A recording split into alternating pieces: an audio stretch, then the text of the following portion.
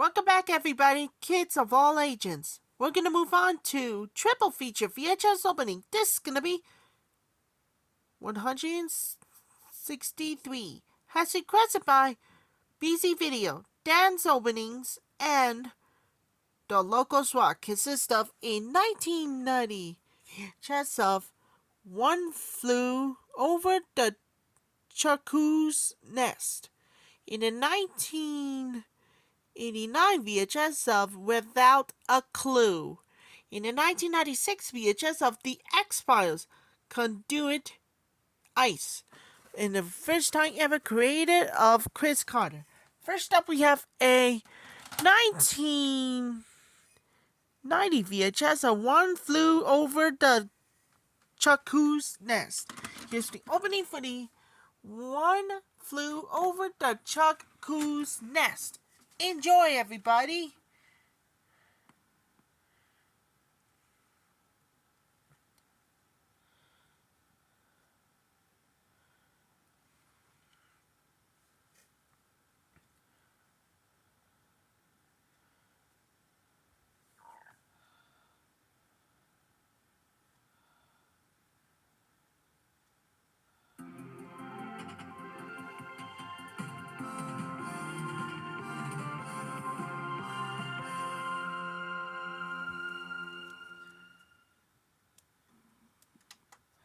That was the opening too, with One Flew Over the Cuckoo's Nest.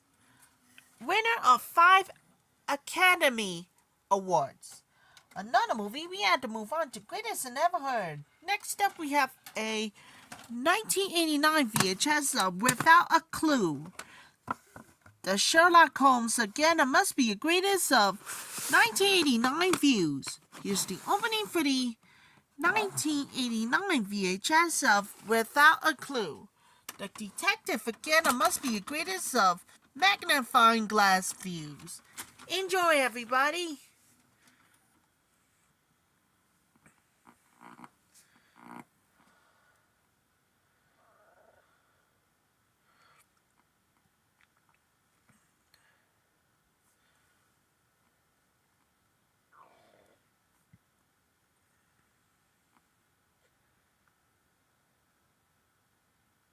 Coming from Orion Home Video.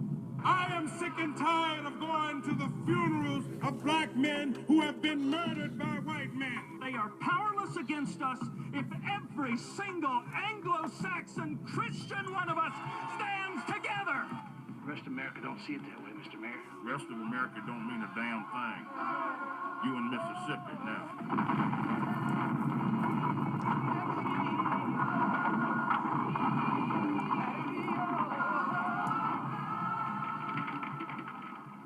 Scared to death, man. Don't you call me man, boy. Did it ever occur to them they're going to end up dead? The moment those 3 kids disappeared, it was news. The moment the 3 civil rights workers disappeared, it was news. You'd kill Frank? Is that what you're saying? I wouldn't give it no more thought than wringing a cat's neck. These people crawled out of a sewer, Mr. Ward! We do not accept Jews because they reject Christ. We do not accept Papists because they bow to a Roman dictator. We do not accept Turks, Orientals, nor Negroes. We're not killers. That's the difference between them and us. That's the difference between them and you. Did you smile when the bulldozer ran over the black kid's body? We're here to protect Anglo-Saxon democracy and the American way. What's wrong with these people? 1964, when America was at war with itself. Available on video cassette, June 27th.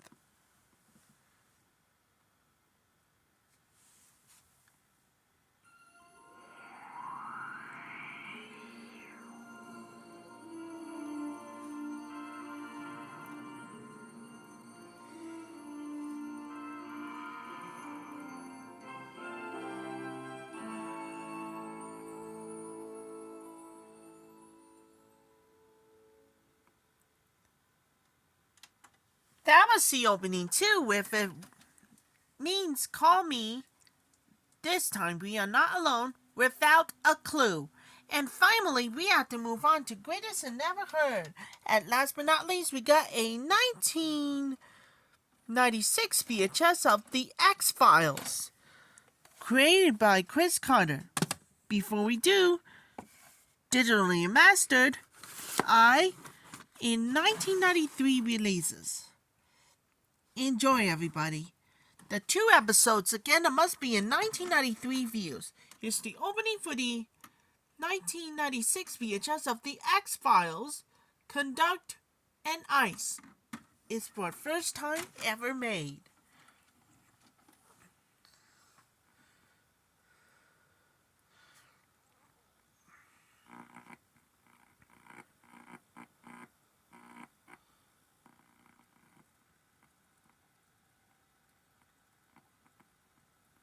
Get online with 20th Century Fox Home Entertainment and plug into the future. Exclusive information. Interactive promotions. Access to talent. Behind-the-scenes footage. There's a Interviews. Feedback. Experience the next century now. www.foxhome.com.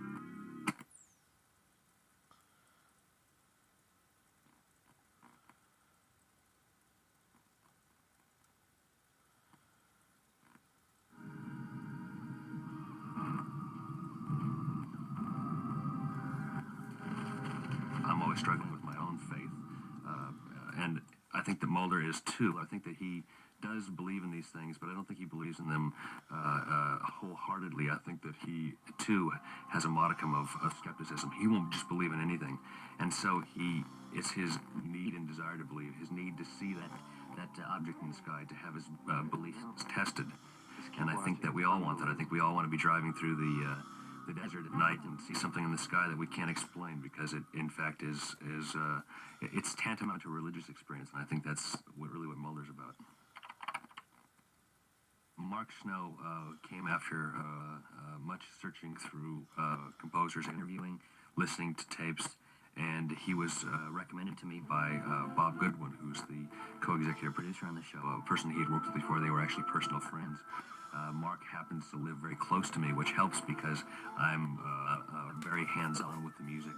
I like to listen to the music before it ever goes onto the picture and make little notes and see how the music's going to augment or supplement or make better the story we're trying to tell.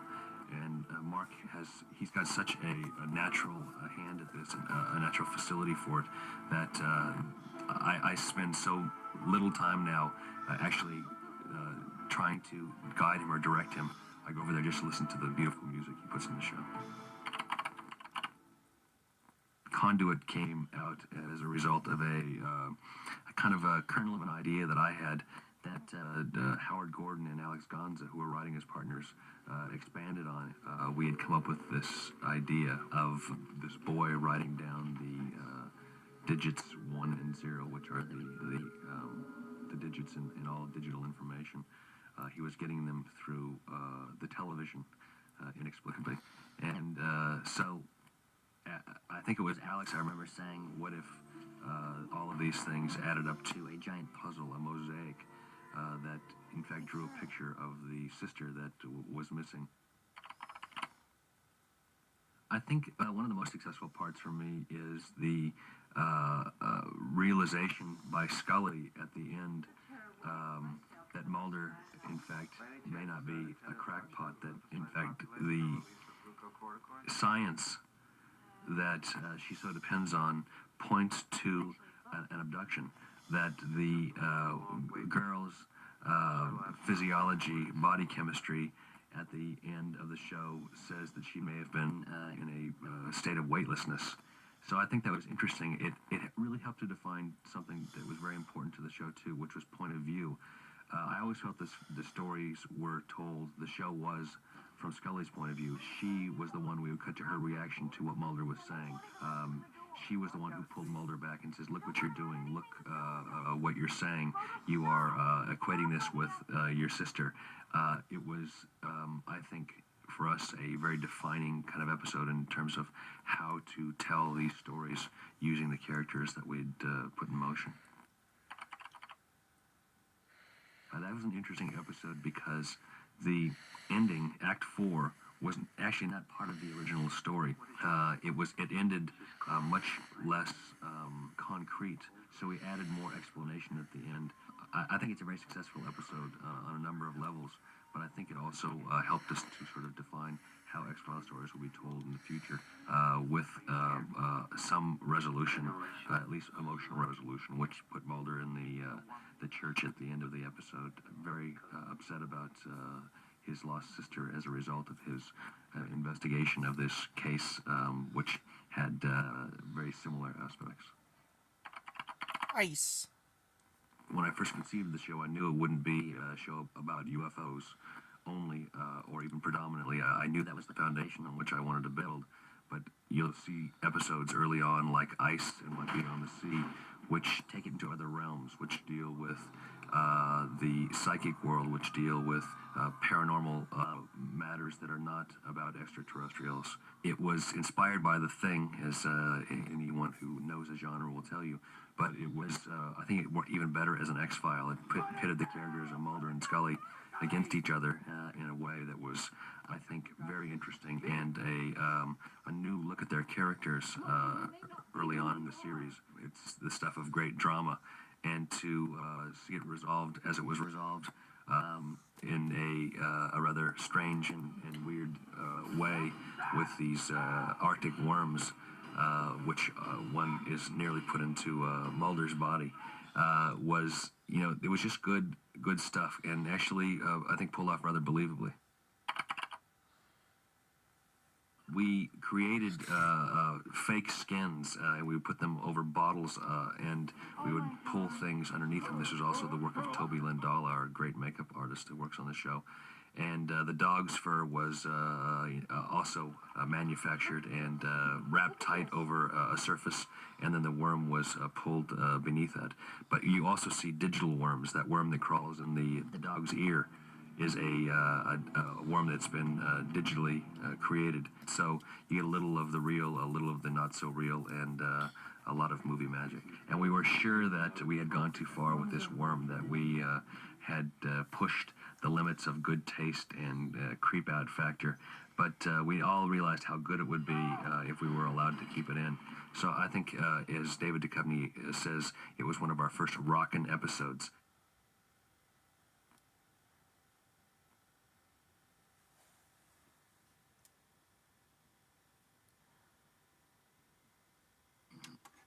That was the opening too, with the X-Files Conduit Ice. And this one had Fox, Mulder, and Scully with the FBI agents to find out what really necessary. Stick around for the triple feature VHS opening, and this time 164. They're gonna more dedicate for everybody with Frank.